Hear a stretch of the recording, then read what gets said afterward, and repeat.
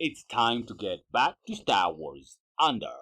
After an exciting first season, Cassian Andor returns to battle the Empire and make sure the nascent rebellion grows as the season finale hinted at a far greater battle ahead.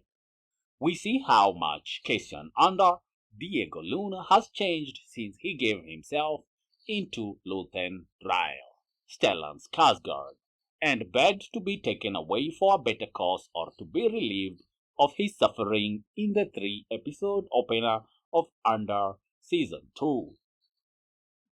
Even when being taken hostage by a rebel unit branch, Cassian exhibits leadership characteristics and more confidence in the mission. The rogues are too preoccupied with fighting among themselves to even start combating the Imperial menace. In the meantime, Mon Mothma, Genevieve O'Reilly, struggles with the emotional price of rebelling, her grief brewing underneath the staged celebration and joy of her daughter Leida's wedding. Cassian demonstrates bravery behind enemy lines at the Siena test facility by inspiring new recruit Nia and then daringly taking an experimental TIE Avenger straight out of an Imperial hangar. He informs her that the Empire cannot win. Unless you are doing all in your power to stop them, you'll never feel right. You are returning to your own house.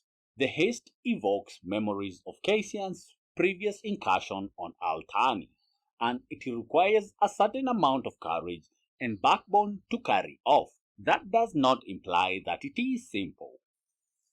Even though he doesn't hesitate, Andor is obviously anxious once he takes control, and this caution is well founded since the little ship crashes into the walls and attracts enemy fire before he can ultimately crawl away to the stars. Following a hard landing at a well-known Django Moon rendezvous, Cassian's problems are exacerbated when, instead of meeting his contact, he is welcomed by a group of rebels who are stranded and starving and turn on one another when they must frantically join together to find a way out. Cassian has obviously grown up because he doesn't mop over his bad luck or focus on himself.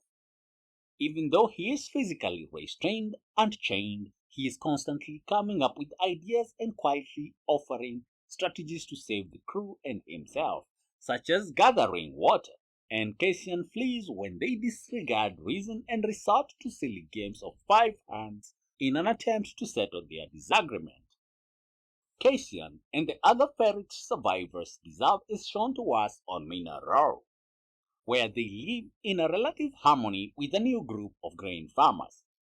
Andrea Arjona's character, Big Scarlin, is a tormented lady. In her worst nightmares, Dr. Ghost visits at nightfall, but during the day, she manages to find some serenity by using the ability she developed on Ferrix to assist maintain the farming machinery operating in the peaceful countryside.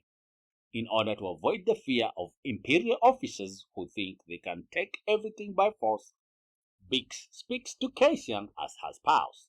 Brasso, Joplin Sibtain, and Wilmon Pack Muhannad Bayer have fallen in love with two local ladies. However, the facade of calm for this tiny group of survivors is destroyed by those intrusive Imperials who are conducting a census on Mina Row. Biggs, Brasso, Wilmon, and everyone else who has assisted them are in danger as contact has been cut off and they have aroused Imperial suspicions. This makes it evident that they will eventually be unable to escape the Empire's long arm. Furthermore, not just Minero has been subjected to such harsh surveillance and oppression. The wickedness of the Empire is spreading like a sickness. This leads us to the celebration at the Mothma estate and the Chandrila. Together, the minerals, despair, and the jungle moon, the lavishness and forced joy of Leader Mothma's wedding are absolutely agonizing. the best robes and dresses, trays full of food and drinks, and an arranged fashion show that unfolded during the multi-day ritual in a magnificent display of riches and success are just a few of the Mothmar's many possessions. However, it's all a front. Andor demonstrates in its second season the power of a good tale to either increase or diminish kindness, to appease or arouse people. One of the protagonists of Rogue One, a Star Wars story, Cassian Andor, is followed in the highly regarded Star Wars television series as he changes from a self-interested hired killer to a vital member of the Rebel Alliance who will ultimately rescue the galaxy by acquiring the Death Star's blueprints.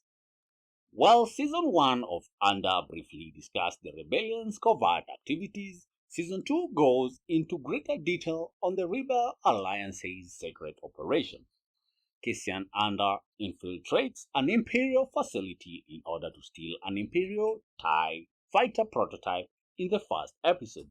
Cassian has played a bigger part in Luthen's expanding team of agents in the year since we last saw him.